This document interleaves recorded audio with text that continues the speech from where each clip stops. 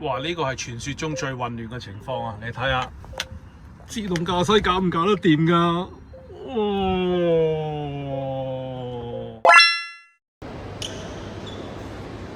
歡迎大家嚟到深角角嘅 channel 啊！咁啊，今日為大家嚟到海口，咁啊做啲咩呢？嚟到海口見識一下我哋新一代 Level 4嘅自動駕駛。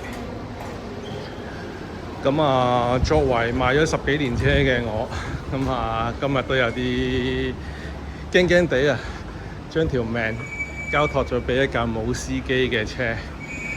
咁啊，唔阻大家啦，我哋大家一齊嚟開開眼界，我哋去片。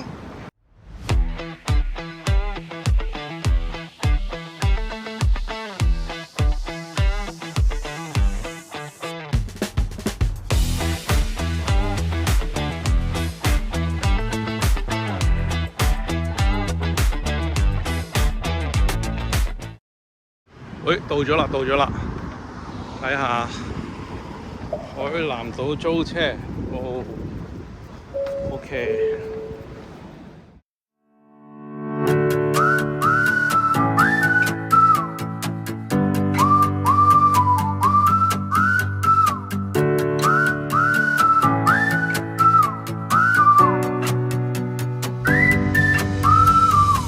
哇！大家好，終於上咗車啦！咁啊，俾大家睇下呢架呢就係自動駕駛。咁啊，第一個行程呢，我會由機場呢返去食著名嘅辣雞。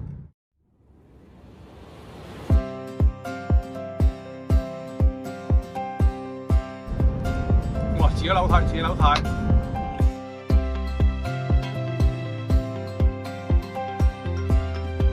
喺今次 Level 4自動駕駛嘅主角2706，佢絕對唔惹少啊！佢喺百度旗下嘅阿波羅同埋江寧新能源合作打造出嚟嘅。佢唔係普通私家車 Level 2嘅自動駕駛，係第一架真係實行到 Level 4嘅自動駕駛。喺好多城市，佢呢個型號，例如喺深圳、武漢，已經化身為蘿蔔快跑，佢作為呢個出租車使用。而今次我哋用嘅係神州租車，佢更加似嘅形式係包車。咁目前亦都限制咗4個城市，包括武漢、海口、文昌同埋三亞。而今次我哋選擇嘅城市係海口，原因係因為佢同文昌嗰個範圍係重疊嘅，我哋可以喺海口直接揸車去文昌。咁如果要租亦都好簡單，我哋只要打開神州租車嘅 APP， 選擇返租車自動駕駛。咁佢裏邊亦都列明，租車個人唔需要有駕駛執照，同行亦都可以最多3個人。咁裏邊亦都包括咗保險。咁當然列明最重要就唔可以掂司機位任何裝置同埋個軚盤。咁目前而家佢列明暫時係測試性質，咁亦都好歡迎港澳回鄉證人士去租用。咁最多係租7日，咁同埋可以租到嚟緊1個星期內嘅檔期。咁佢嘅用法亦都好簡單，只要點到點輸入去嘅位置同埋目的地咁就可以。咁喺租嘅期間亦都冇限旅程嘅次數，咁亦都有個體驗嘅價格。咁就深角角而言，今次體驗咗2日嘅價錢只不過係200幾蚊。咁要強調多次，佢目前只係屬於測試嘅階段，仲有限時免費 WiFi、唱 K 同埋冰箱。咁再花多少少時間介紹下架車。咁呢部2706已經去到第6代。咁成架車搭載超過40個，總共7種類型嘅傳感器。咁佢個電腦算力係超過1200嘅 TOPS。最緊要係採用阿波羅嘅 ADFM 大模型。最主要係模仿人類嘅駕駛行為而作出判斷，咁具備呢個毫秒級嘅反應速度，咁好多安全方面亦都得到認證，簡直係用幾百蚊嘅價錢就玩到幾百萬級別嘅 Level 4無人駕駛。好，咁啊，延遲嘅自動駕駛帶咗我嚟騎樓路街，咁啊啱食完嘢，咁啊當然要講下呢度啦，我哋都係帶大家嚟下旅遊啦。咁啊，話說當年好多所謂嘅南洋賺咗好多錢嘅翻嚟海南島發展，都選擇咗喺呢度建設啊，做生意，咁啊形成咗一個老街嘅集團。咁你見到呢度好古色古香，充滿呢個歐洲嘅風味嘅。咁啊，大家可以睇下兩邊都琳琅滿目嘅商店啊。咁啊，有機會都可以嚟呢度望下啦。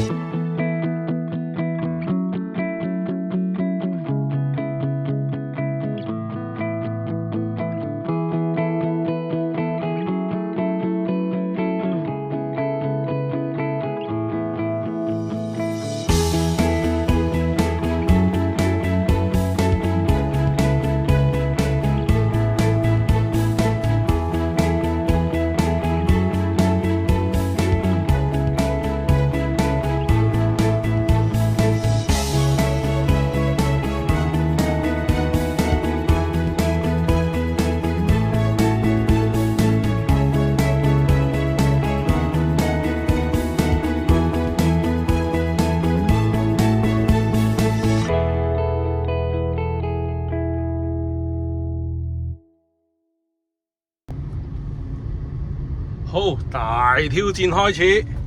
咁啊，今日選擇咗喺海口最繁忙嘅大同街同埋海秀東路出發，去到呢個江東新區啊。咁啊，車程有大概成30分鐘嘅。咁啊，大家都見到啦，我專登坐咗上車頭啊，即係副駕位，即係平時香港右太坐嗰個位，咁就測試一下佢揸車同我揸車睇嘅位同埋睇嘅嘢有冇分別啦。咁啊，沿途我都會同佢一齊去經歷下呢個自動駕駛有啲咩嘢咁犀利嘅。OK， 咁啊事不宜遲，咁啊睇下佢表現如何。咁啊 OK， 撳翻去個行程睇下點先。OK， 佢預算有41分鐘啊，哇，相當耐啊。咁 OK， 咁我睇佢過嚟呢個位，佢都好謹慎喎，去到最邊位喎。咁啊，俾大家睇下。咁啊，而家係預備上高速公路嘅。咁啊，睇下佢嘅揸法同我喺香港司機位嘅做法會唔會有唔同？咁啊，試咗一段時間㗎啦。咁啊，感覺佢其實真係同我哋所謂嗰個Level 2啊，即係如果喺廣州啊，喺其他地方嘅自動駕駛 Level 2咧，係的而且確有分別嘅。啱啱見到有架車喺個盲點度啊，咁佢好聰明，識得揼一揼睇佢係咪真係過。如果唔過咧，就俾佢行先啊。咁啊，如果對方讓咧，我哋就自己行咗。咁啊，睇下佢而家繼續點樣玩先。咁啊 OK， 咁啊實測而家基本上高速公路冇乜特別啦，咁咪一路直去啦。咁啊好，咁啊望一望倒後鏡先，原來佢預備打右燈出去嘅，咁右方面都冇車嘅。咁啊呢度有條單白線喎，佢應該又要再 cut 嘅喎。咁啊 OK， 冇 cut 到。咁啊 OK， 嗱，睇下呢架車預備 cut 出嚟，睇下佢表現如何。佢輕輕又揼咗下，咁啊少少挫啦，咁但係都可以接受嘅。咁啊全程佢嘅加速都 OK。嗱，去到啱啱好，我正話講嗰樣嘢，佢就 cut 到最右線啦。咁啊 OK， 咁啊前面匯合位應該要 cut 翻個左線嘅喎，睇下佢點處理。OK， 佢收油。咁啊，你睇佢自己扭軚啊。其實我就睇緊左手邊個盲點嗰啲情況，佢完全冇問題啊，好輕鬆，好容易處理。咁啊，你睇下前面啲車多到啊，前面啲車多到，咁啊，哇！左手邊呢架車好急咁剎上嚟啊，冇問題。咁啊，話喺佢跟住，其實左手邊啲車一直都好貼嘅。其實我 feel 到咧，佢輕輕揩油咗少少。咁啊，佢好聰明嘅。我正話溫過下書咧，睇下佢成車有成20幾個 sensor 嘅。而家走出邊呢個咩路段啊 ？OK， 咁啊，唔好理佢啦。咁總之過咗呢個位，佢都識慢駛。咁啊，冇問題啦。咁基本上都好易處理啊。咁啊，睇一睇左邊倒後鏡。咁啊，如果俾我都會挨咗少少佢處理，去避一避嘅。咁啊，佢應該而家係要轉入去呢個，係啦。話睇下呢個點處理先。呢個位好窄㗎嗱，特別係呢個位啊。OK， 佢收到好慢，處理好。然之後呢邊右邊左倒後鏡嘅車都冇咩特別情況。咁啊，一路直去 OK， 啱啊！佢好醒喎，識得睇自己中間嗰個黃燈，而家變紅燈，咁啊唔會導致衝紅燈。咁啊，聰明過好多車啦呢樣嘢。咁啊，因為你見到如果特別係中間嗰個紅綠燈啊，如果中間嗰個紅綠燈咧，如果真係你冇乜專登去寫 program 去寫程式去處理咧，其實真係佢分唔到左中右3個紅燈綠燈嘅位置嘅，特別係中間嗰個，咁佢得好精準，咁啊呢個都抵讚嘅。OK， 咁啊 OK， 咁啊繼續，而家紅綠燈唔開車合理啦，咁應該睇下佢點開車先，睇下佢會唔會好搶住開車啊，定係佢慢慢開車啊？咁啊，趁而家睇下後邊倒後鏡嘅嘢，咁啊左手邊嘅車，如果俾我平時揸車都會輕輕避一避佢嘅，咁啊好似冇乜特別啦。咁啊 OK， 咁應該仲有大概10秒左右就轉燈啦。咁啊呢度可以快咗佢。好，咁啊隔離嘅車開始已經預備好要行啦。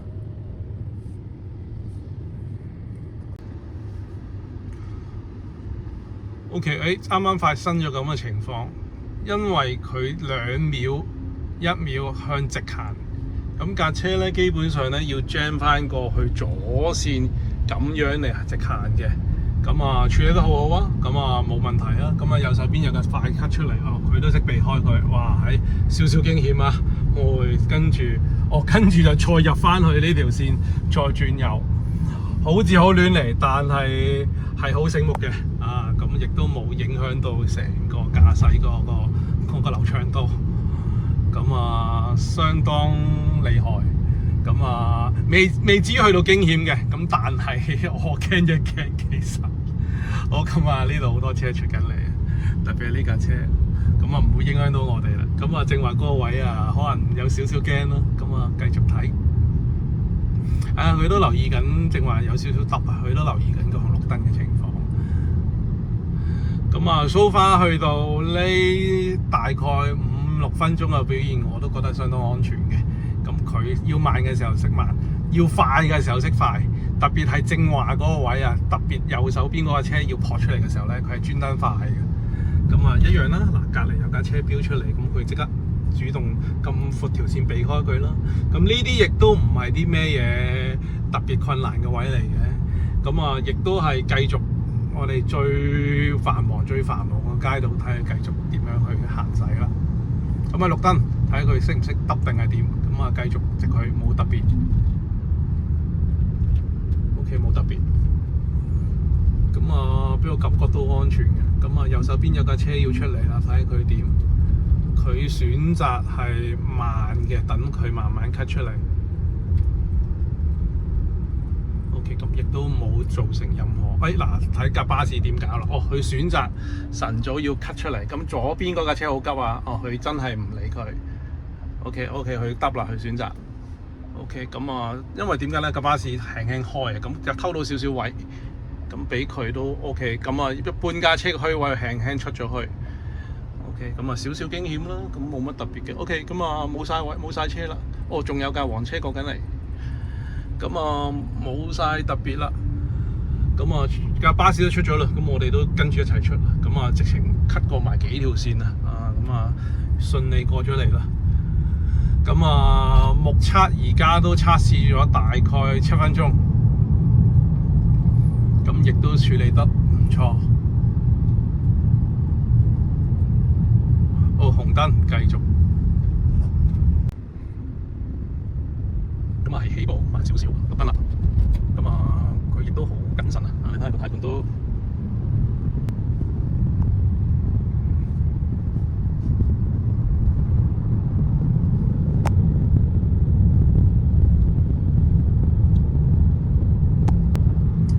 好啊！咁啊繼續翻嚟，咁我哋繼續睇佢點樣去 cut 線處理哦。咁啊後邊哇好犀利啊堆車，好多車喺個盲點度，佢一律都唔 cut 住。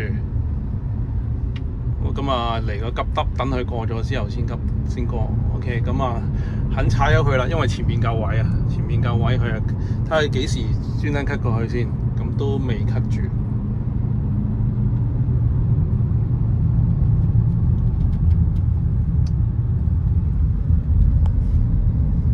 佢個判斷係真係比一般嘅 Level 2或者 Level 3嘅自動駕駛係真係成熟好多。即係我都係嗰句，如果真係以20零萬嘅價錢買呢套科技，其實真係唔止係，又翻嚟留意紅綠燈啦，睇佢佢識得分右邊嗰個紅綠燈，綠燈左邊嗰個係轉嘅。咁 OK， 輪到cut線啦，咁啊cut線都好順暢。咁啊都係嗰句啊，翻嚟啊，咁啊能夠以20零萬嘅價錢買到呢套最勁嘅科技，咁雖然我係租車嘅，我係直情用200蚊嘅價錢租到幾多 AI 幾多科技喺後邊做到個科技，其實就真係好難得，好難得。咁啊，我諗前後都影咗差唔多10分鐘啦。咁啊，我都宣布合格啦，我好放心咁由佢繼續自己揸啦。咁啊 ，OK， 咁啊，到下個景點再見。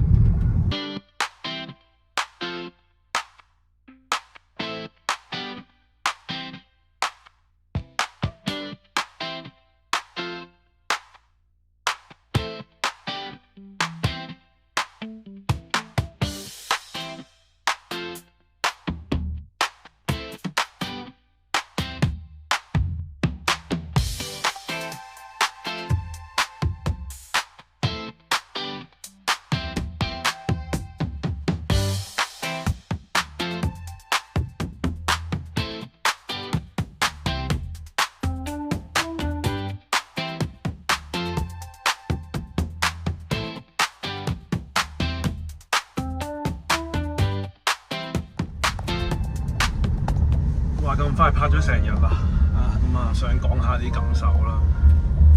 咁啊，我見到嘅唔止係安全啊，一個字穩啊。咁我個期望亦都覺得呢個世界嘅未來應該都要係咁樣噶啦。咁啊，你想象如果而家我哋暫時淨係得4個城市可以做到呢個完全自動駕駛，包括海口啊、三亞啊、文昌啊同埋武漢。咁啊，當我哋有朝一日能夠實現到全部所有路、所有城市、所有路段、所有國家都可以自動駕駛，咁我相信有朝一日真係我哋會唔需要再有司機。我哋坐喺車度就完全係享受緊自己嘅生活。咁啊，呢度亦都係科技進步帶俾我哋嘅好處嚟嘅。咁啊，我由驚訝開始去到已經完全信任呢個系統。咁啊，我相信大家都有機會會感受下。咁啊，講下啲心底説話啦。咁啊，好多人問我咧，點解咧用隻豬做個 iWatch 嘅 logo？ 咁啊，俾大家睇。咁啊，大家有留意都知㗎啦。其實呢個 iWatch 呢個 logo 咧，其實就係電影《周處除三害》赤桂林擺喺佢隻錶嗰個圖案嚟嘅，即係代表咩呢？再代表破除三舊啊！咁啊，我都希望大家同呢一個寓意一樣，能夠學習呢個新世界，認識呢個新嘅科技，特別係 AI 時代嘅降臨。好多謝大家繼續留喺呢個心角角嘅頻道。咁啊，如果中意呢條片，記得 subscribe、留言、分享。咁啊，俾多啲更加有興趣知道車啦、科技啦，同埋祖國旅遊嘅朋友。咁啊，用廣東話繼續同大家導航嘅心角角，多謝晒。好啦，到咗今日行程嘅尾聲啦。咁啊，當返到酒店之後，佢亦都會自己返去自己叉電，繼續我哋聽日嘅行程。預告一下，聽日我哋會去第二個城市文昌。咁啊，預計會有個半鐘頭嘅車程，亦都好時大概個半鐘頭。咁啊，有興趣嘅朋友記得繼續睇我哋下一集海南島之旅。多謝。